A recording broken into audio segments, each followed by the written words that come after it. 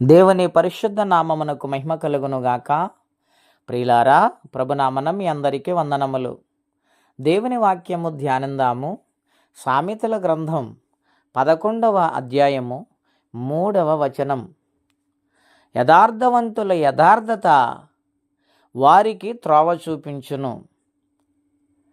ప్రియమైన దేవుని బిడ్డలారా, పరిశుద్ధాత్మ దేవుడు మనందరితో ఉదయకాల సమయంలో మాట్లాడునుగాక. జ్ఞాని అయిన సొలొమోను గారి ద్వారా ఈ గ్రంథాన్ని దేవుడు వ్రాయించారు. ఈ గ్రంథములు అనేక సత్యాలు బోధించబడి ఉన్నవి.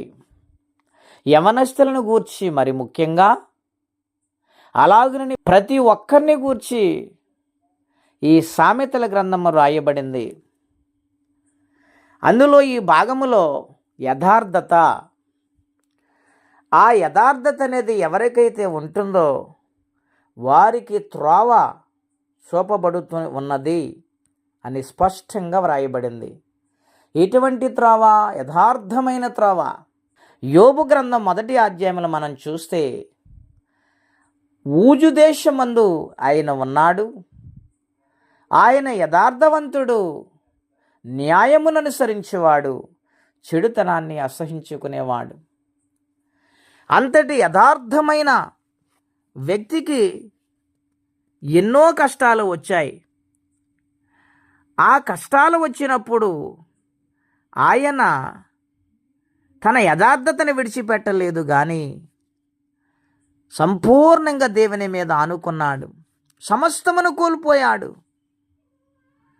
ఒంటరైపోయాడు, ఏకాకిగా మిగిలిపోయాడు.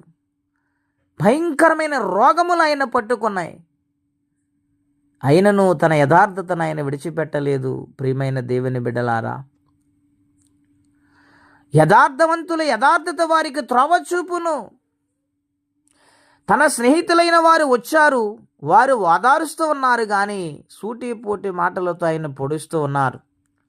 ఈ శరీర బాధ కంటే ఆ బాధ ఎక్కువైంది ఆయనకి.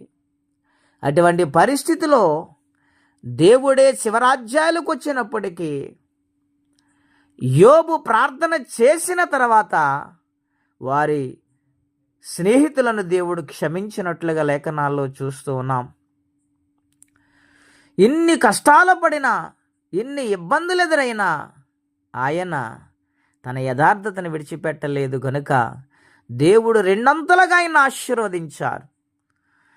దేవుని బిడ్డలారా, ఒకవేళ కష్టాలు వస్తున్నాయని సమస్యలు గుండా ప్రయాణము చేస్తున్నాం, కుటుంబ సమస్యలు ఎక్కువైపోతున్నాయి, మనశ్శాంతి లేదు, నెమ్మది కరువైపోయింది, శరీర రుగ్మతులు పెరిగిపోతున్నాయి అని బాధపడుతున్నారా? వేదన చెందుతున్నారా? దేవుని బిడ్డలారా, మాదిరికరముగా యోబుని దేవుడు చూపిస్తూ ఉన్నారు.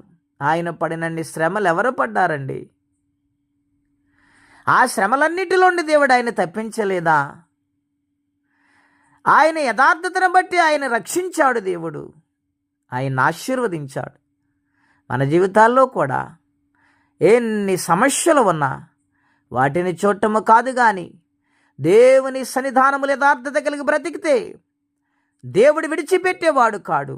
ఆయన గొప్ప కార్యాలు మన జీవితంలో జరిగిస్తారు, నెమ్మదిని అనుగ్రహిస్తారు, సమస్యలు పారద్రోలబడతాయి, రోగములని విడుదల కలుగుతుంది, మనసుకు నెమ్మదిని, శాంతిని దేవుడు అనుగ్రహిస్తారు. అటువంటి దీవెన ఆశీర్వాదము మనందరము పొందుకుందుముగాక. ప్రార్థనండి.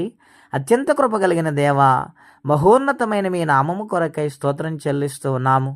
మీ మహాకృప దయను బట్టి ఈ ఉదయకాలం మాతో మాట్లాడుతూ వచ్చి ఉన్నారు.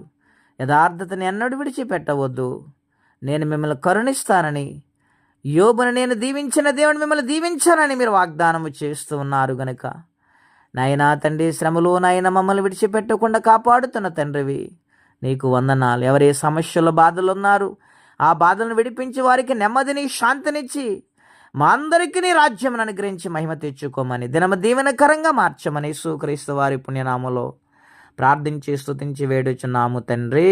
ఆమెన్. దేవుడు దీవించును గాక. ఆమెన్.